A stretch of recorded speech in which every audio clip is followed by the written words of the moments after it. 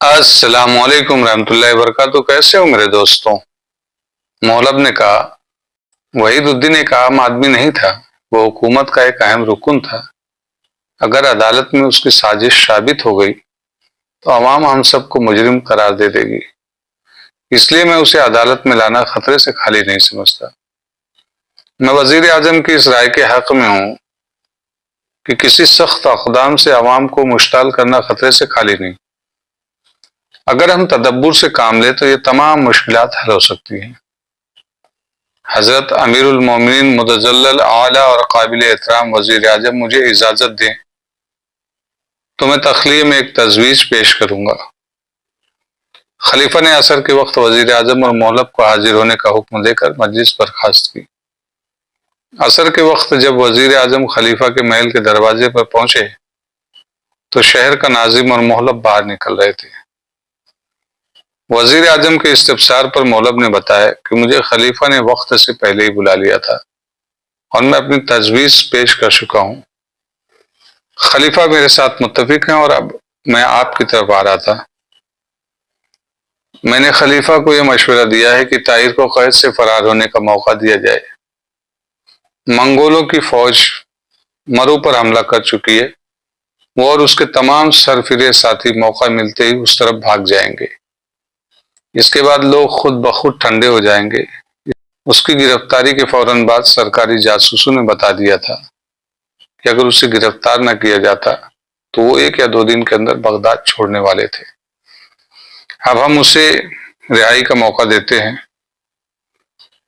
شہر میں منادی کروا دیں گے کہ اسے پکڑوانے والے کو ایک بہت بڑی رقم انعام دی جائے گی، اور اس کے چلے جانے کے 1 یا 2 دن بعد ہم یہ مشہور کر دیں گے کہ وہ خازم شاہ کے ایما پر بغداد میں فتنہ پیدا کرنے کے لیے آیا تھا۔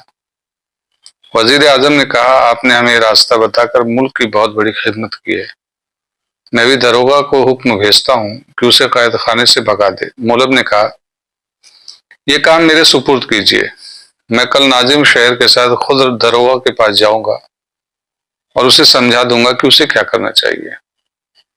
وزیر اعظم نے کہا، آپ نے مجھے بہت بڑی ذہنی کوفت سے نجات دلائی ہے، میں آپ کا شکر گزار ہوں۔ مولب نے جواب دیا، یہ میرا فرض تھا۔ لوگ بہت زیادہ مشتعل ہو رہے ہیں، غصے میں ہیں، میرا خیال میں اسے جلدی قید خانے سے نکال دینا چاہیے۔ آپ مطمئن رہیے، وہ کل تک آزاد ہو جائے گا۔ صفیہ دریا کے کنارے بالائے منزل کی چھت پر کھڑی تھی۔ شام ہو رہی تھی۔ مغربی افق پر آفتاب کو اپنی آغوش میں لینے والے بادلوں کا رنگ سرخ ہو رہا تھا۔ پرندے آسمان کی مشال کو روپوش ہوتے دیکھ کر اپنے اپنے گھونسلوں میں پناہ لے رہے تھے۔ فضا کے دھندلکے کے ساتھ چاند کا زردی مائل چہرہ روشن ہونے لگا۔ ستارے آسمان کے آنچل سے جھانکنے لگے اور مغموم کائنات مسکرا اٹھی۔ فضا میں خنکی بڑھ رہی تھی۔ دن بھر کے تھکے ہوئے ماہی گیر اپنی اپنی کشتیاں دوسرے کنارے پر لگا رہے تھے۔ پانی کی سطح سے کبھی کبھی کوئی بے قرار مچھلی 1-2 بالشت اچھل کر پھر روپوش ہو جاتی تھی۔ صفیہ نیچے اترنے کا ارادہ کر رہی تھی کہ اسے کسی کے پاؤں کی آہٹ سنائی دی۔ اس نے مڑ کر دیکھا اور بے پرواہی سے منہ پھیر لیا۔ یہ قاسم تھا۔ اس نے کہا، صفیہ، سردی لگ جائے گی، چلو نیچے۔ صفیہ کوئی جواب نہیں دی، آگے بڑھ کر پھر دریا کی طرف دیکھنے لگی۔ صفیہ، خدا کے لیے بولو، مجھے جی بھر کر کوسو، میرے لیے تمہاری یہ خاموشی ناقابل برداشت ہے۔ اگر مجھے معلوم ہو کہ اس دریا کا رخ بدل دینے سے تمہاری کھوئی ہوئی مسکراہٹ واپس دلا سکتا ہوں تو خدا کی قسم میں اس کے لیے بھی تیار ہو جاؤں گا۔ وہ چلائی، تم جھوٹے ہو، تم مکار ہو، خدا کے لیے جاؤ، مجھے پریشان نہ کرو۔ بس میں یہی سننے کے لیے آیا تھا۔ اس نے اپنی خفت کو چھپاتے ہوئے مسکرانے کی کوشش کی۔ صفیہ نے اور زیادہ تلخ ہو کر کہا، تم ظالم ہو، تم کمینے ہو، تم قوم کے غدار ہو، جاؤ ورنہ میں اس چھت سے چھلانگ لگا دوں گی۔ قاسم نے آگے بڑھ کر اس کا بازو پکڑ لیا۔ صفیہ، واقعی تمہیں مجھ سے اتنی نفرت ہے؟ میں تمہیں نفرت کے قابل بھی نہیں سمجھتی۔ اس نے اپنا بازو چھڑانے کی کوشش کرتے ہوئے کہا، یہ سب کچھ طاہر کی وجہ سے ہے۔ وہ بیوقوف بدو۔ قاسم غصے سے دانت پیس رہا تھا۔ میں تمہیں ہمیشہ قابل نفرت سمجھتی ہوں، تم جھوٹ کہتی ہو۔ تم نے آج جو کچھ ابا، امی اور سکینہ سے کہا ہے میں سن چکا ہوں۔ مجھ سے نفرت کی وجہ یہ ہے کہ تم اس جاہل سے محبت کرتی ہو، لیکن تمہیں اپنا فیصلہ بدلنا پڑے گا۔ تم میرے پاؤں پر سر رکھنے پر مجبور ہو جاؤ گی۔ صفیہ نے قاسم کی طرف حقارت سے غصے سے دیکھتے ہوئے کہا، میں مر جانا بہتر سمجھوں گی۔ میں نے جو کچھ چچا اور چچی سکینہ سے کہا ہے ساری دنیا کے سامنے کہوں گی، تم زیادہ سے زیادہ اسے موت کی سزا دے سکتے ہو، لیکن مجھے اس محل سے زیادہ اس کی قبر کی مٹی عزیز ہوگی۔ تم مجھ سے سب کچھ چھین سکتے ہو لیکن اس کی محبت نہیں چھین سکتے۔ تمہیں اس کی قبر کی مٹی عزیز ہوگی، لیکن میں تمہیں یقین دلاتا ہوں کہ اسے قبر کی مٹی بھی نصیب نہیں ہوگی۔ مجھے اس کی پرواہ نہیں، میں اسے ہر جگہ دیکھ سکوں گی، دریا کی ان لہروں میں، چاند کی روشنی میں، ستاروں کی جگمگاہٹ میں۔ وہ ہر وقت میرے پاس ہوگا۔ میں پھولوں میں اس کی مسکراہٹ دیکھوں گی، ہواؤں کی سرسراہٹ میں اس کی آواز سنوں گی۔ تم اسے مجھ سے چھین سکتے ہو، جدا نہیں کر سکتے۔ تو اس کا مطلب ہے کہ تمہاری محبت کو اس بات کی پرواہ نہیں کہ وہ زندہ رہے یا مر جائے۔ تمہیں اس کی زندگی کے بلند مقاصد سے کوئی دلچسپی نہیں۔ تم ان بلند مقاصد کے متعلق کیا جانتے ہو؟ ایک گندی نالی میں پلنے والا کیڑا آسمان کی بلندیوں سے باتیں کرنے والے عقاب کے خیالات کیسے سمجھ سکتا ہے؟ تو کیا تم یہ پسند کرو گی کہ تمہارے عقاب کے پر صرف تمہاری وجہ سے کاٹ ڈالے جائیں؟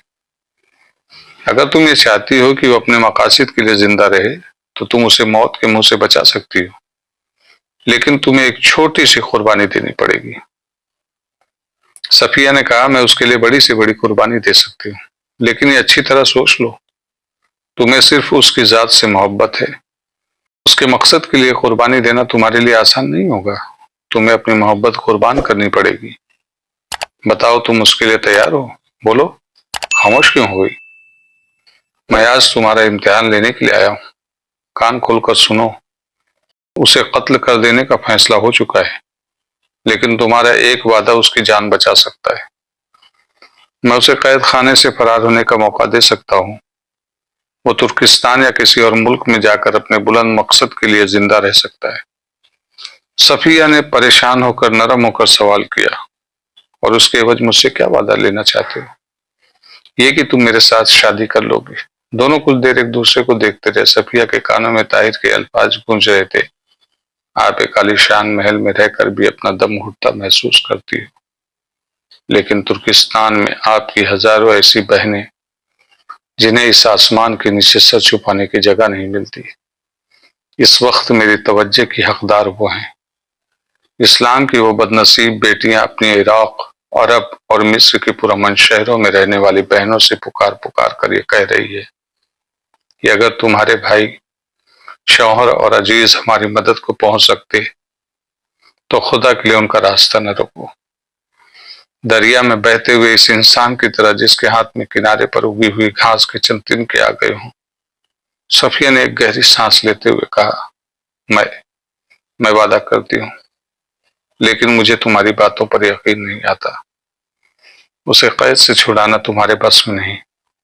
قاسم نے پر امید ہو کر کہا، تم اطمینان رکھو، وہ بہت جلد آزاد ہو جائے گا۔ صفیہ نے سراپا التجا بن کر کہا، قاسم، میرے ساتھ دھوکہ نہ کرنا۔ عالم اسلام کو اس کی ضرورت ہے۔ اگر تم مجھے معاف نہیں کر سکتے تو اپنے ہاتھوں سے میرا گلا گھونٹ ڈالو۔ دنیا میں میرا ہونا نہ ہونا ایک جیسا ہے، لیکن اس کی موت شاید لاکھوں انسانوں کی موت ہو۔ قاسم نے جواب دیا، تم عنقریب سنو گی کہ وہ خارجم پہنچ چکا ہے، چلو نیچے چلیں۔ صفیہ اس کے ساتھ چل دی۔ وہ کمرے میں داخل ہوئی تو سکینہ نے کہا، تم کہاں غائب ہو گئی تھی؟ کھانا ٹھنڈا ہو گیا۔ وہ جواب دیے بغیر اپنے بستر پر لیٹ گئی اور تکیے میں منہ چھپا کر ہچکیاں لینے لگی۔ سکینہ نے اسے اٹھا کر اپنی طرف متوجہ کرنے کی کوشش کرتے ہوئے کہا، صفیہ، تمہیں کیا ہو گیا؟ بتاؤ، خدا کے لیے بتاؤ۔ لیکن صفیہ نے اس کا ہاتھ جھٹکتے ہوئے کہا،